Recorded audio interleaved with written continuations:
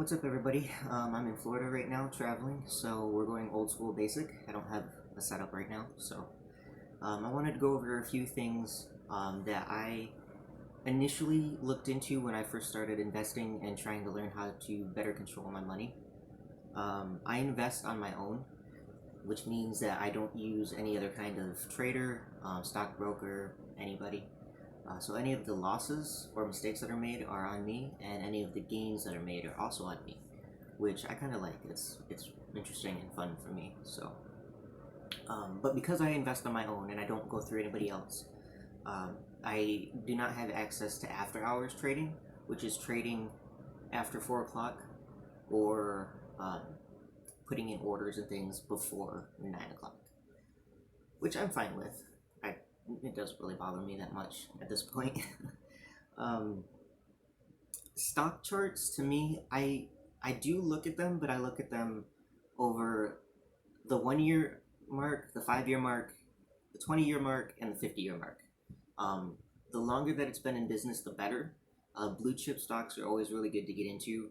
They are usually pricier though, so it depends. The way that I invest, I can buy portions of shares, so I don't have to buy a full share of something.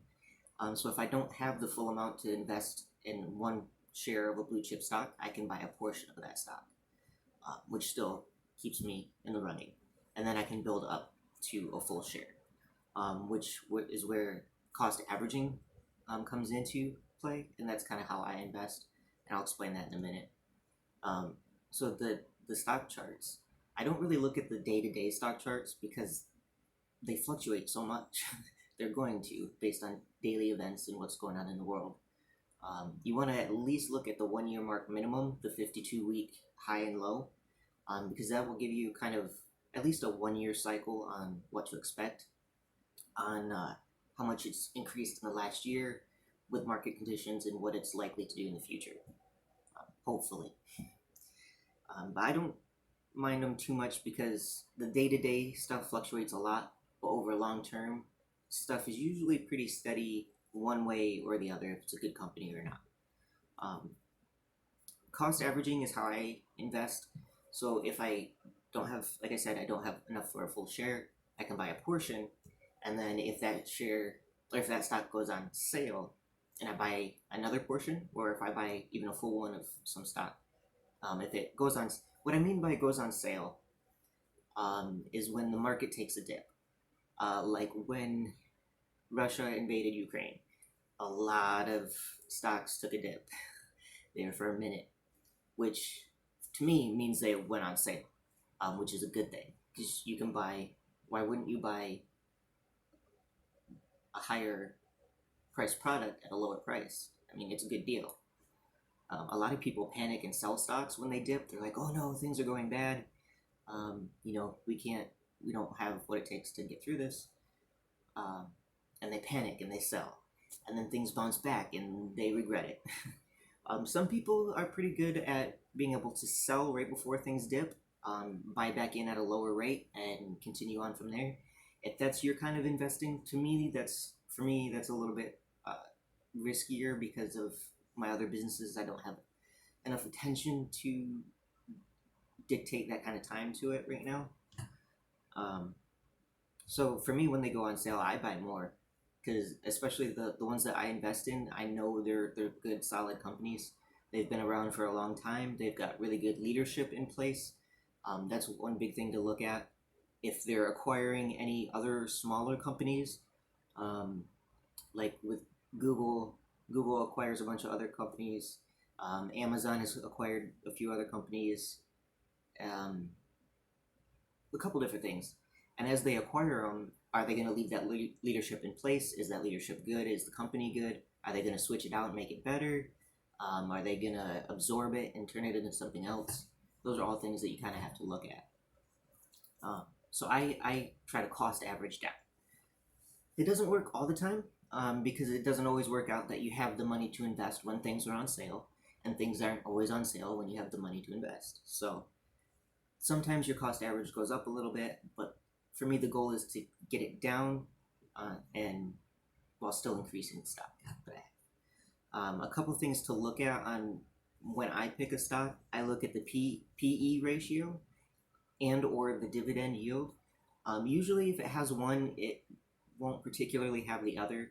The PE ratio is um,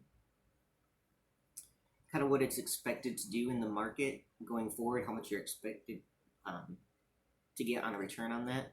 And the dividend yield is also the same thing, but it's paid out directly to you. The PE ratio usually goes back into the company to continue to build it back up or increase it further. um, so I look at those. If I'm picking a stock that I do want a monthly or a quarterly payout from, I'll pick one with a pretty good dividend yield. If I want something that I want to continue to invest, that I want to let it sit there and grow for the next 10, 20 years, I'll pick one with a pretty good PE ratio. Um, and you can you set it up to reinvest the dividends back into the stock so you don't have to worry about it. Those are kind of the top 4 or 5 basic things that I look at when I'm picking a stock. I also look at how long it's been in play, um, and what other big names are associated with it. A couple of the stocks that I am currently invested in are the stock symbols are SBRCY, and then Berkshire. Um, and I like Berk because I went to the stockholders meeting. It was really good time. I met a lot of people. It was awesome, and I like that one because it's pretty steady. Warren Buffett has been an amazing investor since he was like a kid. He's a prodigy, so I trust his judgment. I trust Charlie's judgment. The leadership that they're getting put into place when they retire finally um, looks pretty good, pretty solid. So I trust them. I'm going to keep investing with them. And the companies that they invest in turn, are also really good. And then the Esbracy stock it's a foreign stock, but I got into it right before Russia invaded Ukraine. So I got it at a very, very discounted price. Um, right now, it's still very discounted.